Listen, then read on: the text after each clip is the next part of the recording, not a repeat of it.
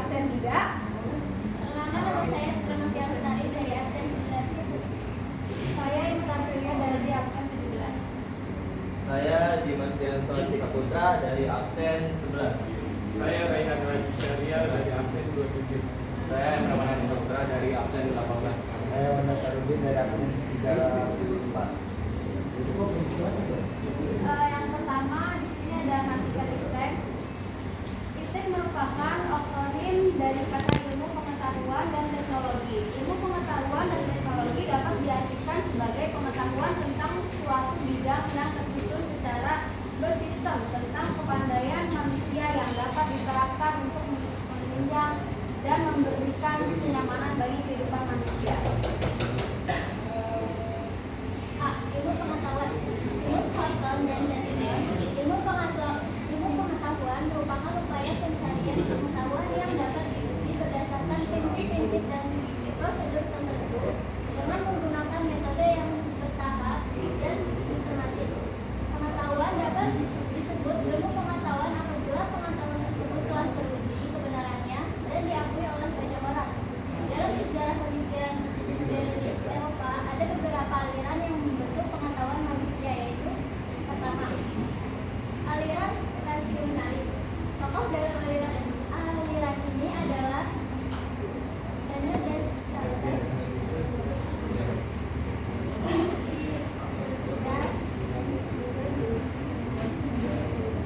Menurut aliran ini, pengetahuan terjadi semata-mata karena rasio manusia dan menekankan bahwa pengetahuan dibentuk bukan berdasarkan sebuah pengalaman, melainkan berdasarkan asas-asas a priori. Pengetahuan yang telah ada sebelum bertemu dengan pengalaman dan rasio manusia. 2. Aliran empiris. Tokoh dalam aliran ini antara lain adalah John Locke dan David Hume.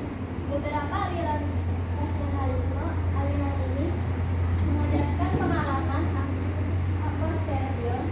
Menurut aliran ini, ilmu pengetahuan yang benar harus bersumber pada pengalaman. Sebuah ilmu pengetahuan terbentuk berdasarkan observasi secara empiris atau pengalaman. 3.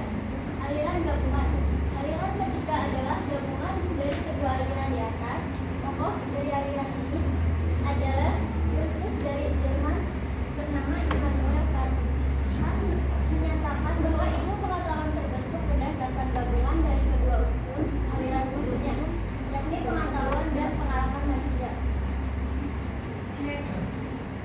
Next Syakari. Next. B. Teknologi. Teknologi dapat dipahami sebagai pengetahuan terapan. Secara teknologi berarti wacana mengenai cara memperoleh sesuatu. Sejumlah tokoh telah mencoba untuk memberikan pemahaman pada teknologi. Antara lain, yaitu yang pertama ada Denis Diderot 1713 sampai 1784, seorang filsuf Prancis, menyatakan bahwa teknologi adalah berbagai alat dan sistem yang bekerja sama untuk suatu tujuan yang sama. Yang kedua ada Jacques Ellul, mengatakan bahwa teknologi merupakan keseluruhan metode yang secara rasional mengarah dan memiliki ciri efisien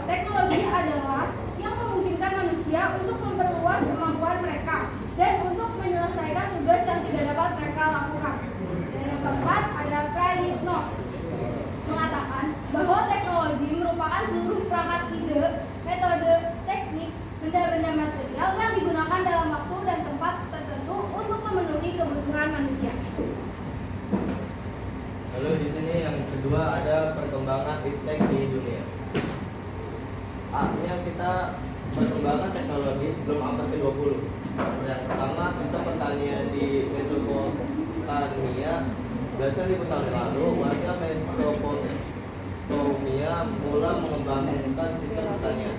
Produksi pangan yang membaik menjadi salah satu faktor peningkatan pertumbuhan penduduk. Pertumbuhan penduduk yang semakin besar turut memicu perkembangan teknologi dan budaya.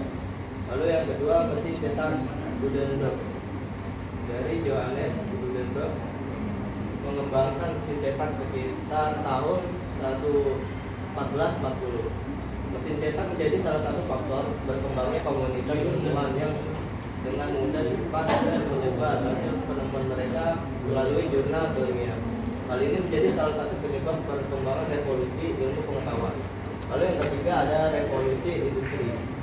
Revolusi industri merupakan perkembangan radikal dalam sistem produksi barang dan jasa industri. Revolusi industri terjadi di Inggris sekitar abad ke-18. Dan selanjutnya ada perkembangan teknologi pada abad ke-20 dan setelahnya. Yang pertama ada transistor. Salah satu inovasi abad ke-20 adalah transistor yang melahirkan era digital. Tanpa transistor, kita tidak akan memiliki komputer pribadi, pemutaran DVD, dan mesin fax, dan perangkat lain yang tidak terhitung jumlahnya. Transistor dikembangkan pada 1947. Dan yang kedua ada serat optik. Serat optik menjadi pengantar sinyal atau data elektronik yang baik sehingga menjadi sarana telekomunikasi yang benar. Dan yang ketiga ada komputer. Generasi pertama komputer antara lain elektronik numerikal, integrator, dan komputer ENIAC yang dibuat pada tahun 1946 dengan bobot 30 ton. Tahun 1951 komputer komersil pertama hadir, Univac 1 tahun 1953. IBM mengeluarkan komputer seri 650 dan 700. Tahun 1981 IBM memperkenalkan komputer personal komputer atau PC. Macintosh, sistem operasi Windows, hadir pada dekade 1990-an. Dan yang keempat adalah internet. Revolusi teknologi internet berasal dari ide sederhana, yaitu berbagai komputer dan perangkat elektronik harus dapat berkomunikasi dan berbagi informasi satu sama lain. Melalui internet, informasi dunia dapat dengan mudah diraih. Yang ketiga itu iptek di Indonesia. Yang A itu perkembangan teknologi sebelum abad ke-20. Sistem tracering ini diperkirakan telah hadir sejak abad ke-11. Contoh sistem tracering yang baik terdapat di Bali. Pertanian di Bali menggunakan sistem yang disebut subak. Melalui sistem subak, pembagian air dapat secara adil dan merata terhadap masyarakat. Pada bidang kelautan, kita dapat melihat kemajuan teknologi. Layaran ini dapat pada pinisi dari Sulawesi Selatan. Perahu pinisi telah ada pada naskah abad ke-14 dari Sulawesi. Pada tahun 1986 dilakukan pelayaran menggunakan perahu pinisi dari Indonesia hingga ke kota Vancouver di Kanada dan memakan waktu lebih dari 2 bulan untuk mampu melintas lautan luar. Pada bidang busana, teknologi membatik diperkirakan telah ada sejak abad ke-12. Bidang arsitektur, bangsa Indonesia adalah bangunan-bangunan seperti rumah adat serta candi-candi megah, seperti Candi Borobudur dan Candi Prambanan. Candi Borobudur dibangun pada abad ke-8 dan Candi Prambanan dibangun pada abad ke-9. B. Perkembangan teknologi pada abad ke-20 dan setelahnya. Sejumlah lembaga teks itu antara lain berhasil Scan, Mapan, Stan, and Dexter atau BGKW atau Royal Batavia Society for Art and Science dan lembaga biologi molekuler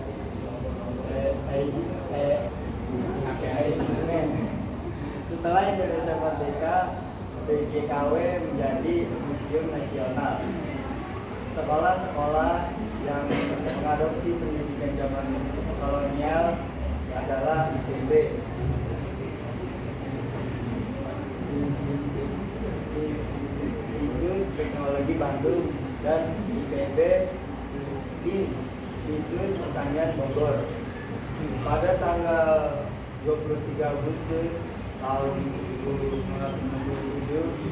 Lembaga Ilmu Pengetahuan Indonesia atau disebut LIPI telah didirikan, lalu di dalamnya terdapat lembaga-lembaga antara lain: 1. Lembaga Fisika Nasional, 2. Badan Tenaga Nuklir Nasional, 3. Lembaga Penerbangan dan Antariksa Nasional, 4. Badan Koordinasi Survei dan Pemetaan Nasional, 5. Badan Pengkajian Penerapan Teknologi, dan lain-lainnya. Lembaga-lembaga tersebut bertujuan mengembangkan iptek lebih spesifik. Pada tanggal 16 Desember tahun 1961 didirikan industri penerbangan sebagai Perintis Industri Penerbangan Indonesia. Lalu pada tanggal 26 April 1976 berubah menjadi BUMN. Setelah didirikan industri pesawat terbang, Nurtanio dengan Direktur Utama Prof. Dr. Ing B.J. Habibie kemudian berubah nama menjadi PT Dirgantara Indonesia. Yang keempat itu adalah pengaruh positif dan negatif kemajuan iptek dilihat dari aspek politik, ekonomi, sosial budaya, serta hukum dan pertahanan keamanan. Next. Aspek politik. Yang pertama itu ada pengaruh positif. Diskusi politik cenderung semakin terbuka dengan adanya siaran televisi dan radio yang menyiarkan. B. Terjadi pembicaraan hingga perdebatan publik atas kebijakan pemerintah dan rancangan undang-undang. C. Calon pejabat atau dewan dapat menggunakan media sosial untuk berkampanye. 2. Pengaruh negatifnya yaitu A. Berkembang teknologi khususnya internet dan HP membuat orang mudah mendapatkan berita terutama melalui medsos. Akibat berita yang tidak benar mengenai kebijakan publik atau tokoh publik dapat menyebar dan tersebar dengan cepat. B.